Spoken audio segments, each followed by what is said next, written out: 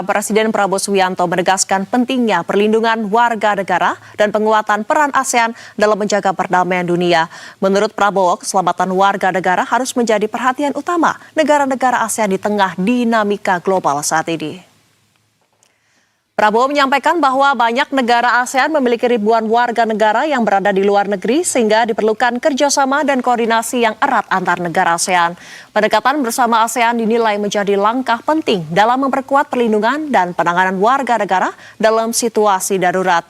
Prabowo juga menyoroti pentingnya penghormatan terhadap mandat pasukan penjaga perdamaian Perserikatan Bangsa-Bangsa. Menurut Prabowo, keselamatan personel penjaga perdamaian harus dijamin dan dihormati oleh semua pihak yang terlibat dalam konflik. Selanjutnya, Presiden Prabowo turut menekankan pentingnya penghormatan terhadap hukum internasional dan perlindungan masyarakat sipil.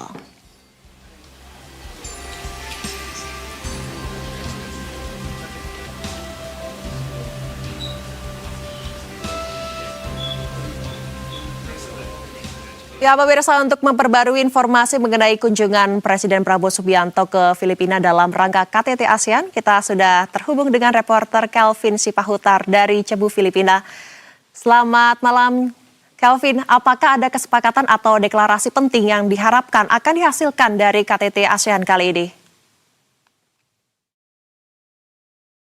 Ya, baik, selamat malam Adinda dan juga pemirsa. Baru saja Presiden Prabowo Subianto sudah tiba dan menghadiri rangkaian puncak acara KTT ASEAN ke-48 di Cebu, Filipina dengan agendanya yakni adalah pelaksanaan gala dinner yang diikuti oleh seluruh pimpinan negara Asia Tenggara. Tadi kami lihat Presiden Prabowo Subianto menggunakan pakaian khas tradisional dari Filipina yakni pakaian barong, dan tidak hanya presiden saja tetapi juga seluruh pimpinan negara Asia Tenggara ini memakai baju adat Filipina tersebut. Dan sebelum pelaksanaan gala dinner ini juga para pimpinan kepala negara di ASEAN telah melaksanakan dua sesi utama lainnya, yakni adalah pelaksanaan rapat pleno serta juga retreat pimpinan kepala negara ASEAN ini, Adinda. Dan memang ada sejumlah hal yang telah dibahas oleh para pimpinan negara ASEAN,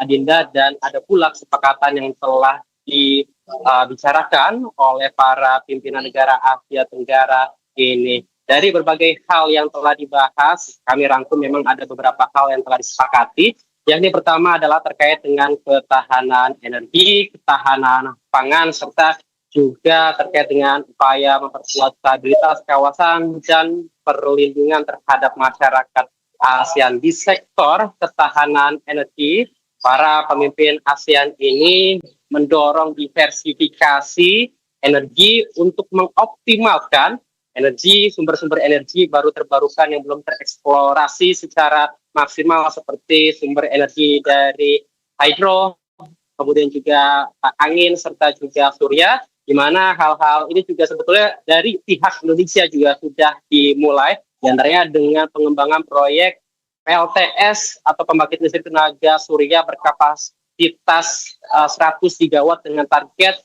implementasi ini akan rampung seluruhnya pada 2-3 tahun mendatang. Selain itu juga dari negara-negara ASEAN berkomitmen untuk mengimplementasikan ASEAN Power Grid yang nanti akan menghubungkan jaringan-jaringan listrik di ke-11 negara ASEAN ini sehingga dapat terdistribusi secara maksimal, Adinda dan juga pemirsa. Dan di bidang ketahanan pangan, hal ini juga tadi telah disepakati oleh para pimpinan negara ASEAN, di mana para pimpinan ini sepakat bahwa ketahanan pangan adalah merupakan sektor yang harus diperkuat, apalagi memang secara global, baik itu di regional maupun juga di kawasan-kawasan lainnya, ini tengah terancam terkait dengan El Nino ekstrim, sehingga ketahanan pangan merupakan hal yang sangat penting untuk diperkuat dalam menghadapi potensi ataupun ancaman tersebut, Adinda. Dan dalam rangka memperkuat sektor ketahanan pangan, dari negara-negara Asia Tenggara ini juga berkomitmen untuk melakukan pertukaran informasi secara intensif, kemudian juga melakukan diversifikasi pangan, dan pengembangan teknologi pertanian serta optimalisasi cadangan pangan secara regional. Kemudian dalam hal kesepakatan terkait dengan penguatan stabilitas regional dan keamanan. Di sini juga para pimpinan negara ASEAN berkomitmen untuk saling kemudian memperkuat koordinasi, di mana hal ini ditujukan untuk melindungi masyarakat ASEAN yang tidak hanya ada di regional Asia Tenggara saja, tetapi juga di negara-negara lain ataupun di regional lainnya secara menyeluruh. Ini koordinasi akan diperkuat untuk melindungi masyarakat ASEAN. Jadi kalau kami lihat memang secara garis besar itulah ketiga kesepakatan yang memang telah dibahas tadi oleh para pimpinan negara ASEAN, Adinda, dan esok hari Presiden Prabowo Subianto rencananya akan kembali ke tanah air seusai menghadiri KTT ASEAN ke-48 ini. Adinda. Baik, terima kasih rekan Kelvin Sipahutar melaporkan langsung dari Cebu, Filipina. Selamat kembali bertugas, tetap hati-hati dan jaga kesehatan.